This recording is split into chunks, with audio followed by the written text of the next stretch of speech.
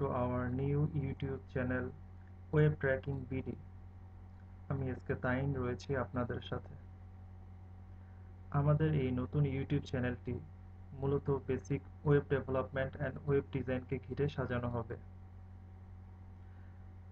আমরা এই চ্যানেলটির মাধ্যমে চেষ্টা করব আপনাদের মাঝে ওয়েব ডিজাইন অ্যান্ড ডেভেলপমেন্টের বেসিক ধারণাগুলো দেওয়ার জন্য, বেসিক কাজগুলো শেখানোর জন্য, যাতে করে আপনারা বেসিক লেভেলের কাজগুলো শিখে পরবর্তীতে ডেপথ লেভেলের কাজগুলো নিজে থেকে করতে পারেন এবং এর মাধ্যমে আপনি একটি ওয়েবসাইট ডিজাইন করতে পারবেন এবং ডেভেলপমেন্টও শিখতে পারবেন।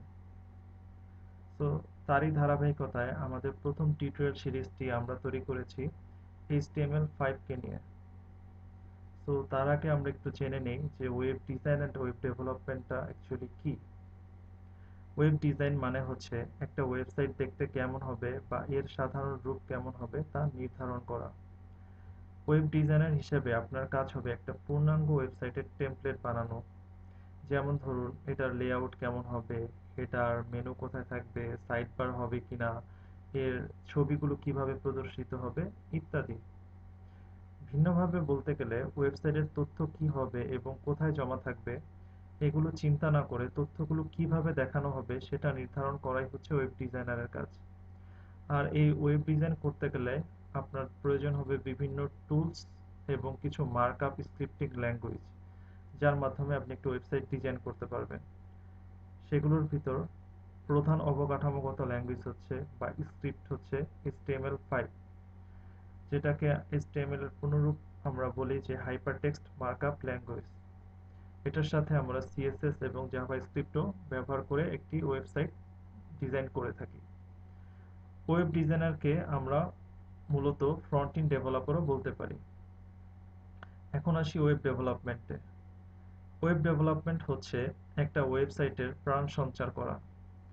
একজন ওয়েব ডিজাইনার যে ডিজাইন তৈরি করে তার প্রতিটা উপকরণকে ফাংশনাল এবং ডাইনামিক করার জন্য পরিচালিত কর্মকাণ্ডই হচ্ছে ওয়েব ডেভেলপমেন্ট।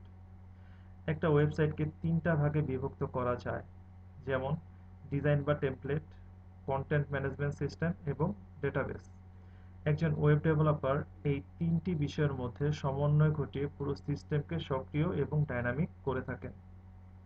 একজন ওয়েব ডেভেলপারের কাজ হচ্ছে ডাটা প্রসেসিং, ডাটাবেস নিয়ন্ত্রণ, সিকিউরিটি নির্ধারণ, ইউজার এবং অ্যাডমিনের ক্ষমতা নিয়ন্ত্রণ করা, অ্যাপ্লিকেশনের সকল ফিচারকে ফাংশনাল করা ইত্যাদি ইত্যাদি।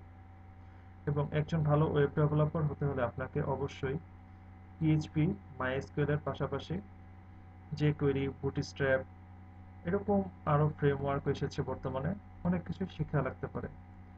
বাট আমরা এই যে ধারণাগুলো বললাম এই জিনিসগুলোর বেসিক লেভেল থেকে আপনাদেরকে শেখানোর চেষ্টা করব। তো আজকে আমাদের প্রথম টিউটোরিয়াল সিরিজটি HTML5 কে নিয়ে সাজানো হয়েছে। তো আজকে আমরা কি কি শেখাবো আমাদের এই টিউটোরিয়াল সিরিজটিতে, তো সেটা নিয়ে একটু আলোচনা করব এবং আপনাদেরকে একটু ওভারভিউ দেওয়ার চেষ্টা করব। আমরা আজকে যে টপিকের উপর এই টিউটোরিয়াল সিরিজটি তৈরি করেছি সেগুলো এখানে তুলে ধরার চেষ্টা করেছি। তো প্রথমে আমরা পরবর্তী টিউটোরিয়ালে আমরা একটা এনভায়রনমেন্ট সেটআপ করা বা বেসিক HTML সম্পর্কে শিখব। আর এনভায়রনমেন্ট সেটআপ বলতে হচ্ছে আমাদের কি কি এডিটর লাগবে, কোন এডিটরে আমরা কোডগুলো লিখবো সে সম্পর্কে আর কি ধারণা নিব বা সে সম্পর্কে আমি আলোচনা করব। তার পরবর্তী টিউটোরিয়ালে আমরা হচ্ছে টাইপোগ্রাফি সম্পর্কে শিখব। টাইপোগ্রাফি হচ্ছে কিভাবে আমরা মানে একটা ওয়েবসাইটে লেখাগুলোকে লিখবো, যেমন কিভাবে একটা হেডিং দিব, একটা প্যারাগ্রাফ লিখবো, কোনো লেখাকে যদি ইটালিক ফর্মে নিতে চাই কিভাবে ইটালিক ফর্ম করব, সেই ট্যাগগুলো কিভাবে ইউজ করব ইত্যাদি ইত্যাদি। তার পরবর্তী টিউটোরিয়াল সিরিজে আমরা HTML পেজে কিভাবে HTML ট্যাগ দ্বারা ছবি সংযুক্ত করব এবং এক পেজের সাথে অন্য পেজের বা একটি ওয়েবসাইটের সাথে অন্য একটি ওয়েবসাইটের লিংক করব সে সম্পর্কে দেখাবো।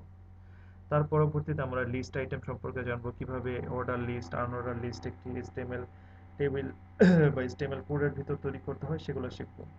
পরবর্তীতে আমরা HTML টেবিল সম্পর্কে শিখবো, কিভাবে একটি টেবিল তৈরি করতে হয়, কোডিং করে কিভাবে একটি টেবিল সাজাতে হয় এই সম্পর্কে আমরা খুব ডিটেলস শিখবো আর কি, টেবিল সম্পর্কে। তার পরবর্তীতে আমরা খুবই গুরুত্বপূর্ণ একটি টপিক HTML ফর্ম সম্পর্কে শিখবো।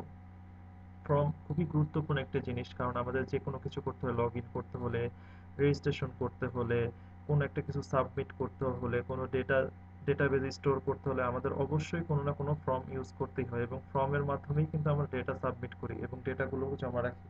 তো সেই ক্ষেত্রে ফর্ম ডিজাইনটা খুবই গুরুত্বপূর্ণ একটা জিনিস HTML এর। তো আমরা সেটা শিখব। এবং সর্বশেষ HTML এর টপিক হিসেবে আমরা একটা লেআউট তৈরি করব, কিভাবে এই সব কিছু মিলে একটা HTML টেমপ্লেট বা একটা HTML পেজ তৈরি করা যায় সে সম্পর্কে জানবো।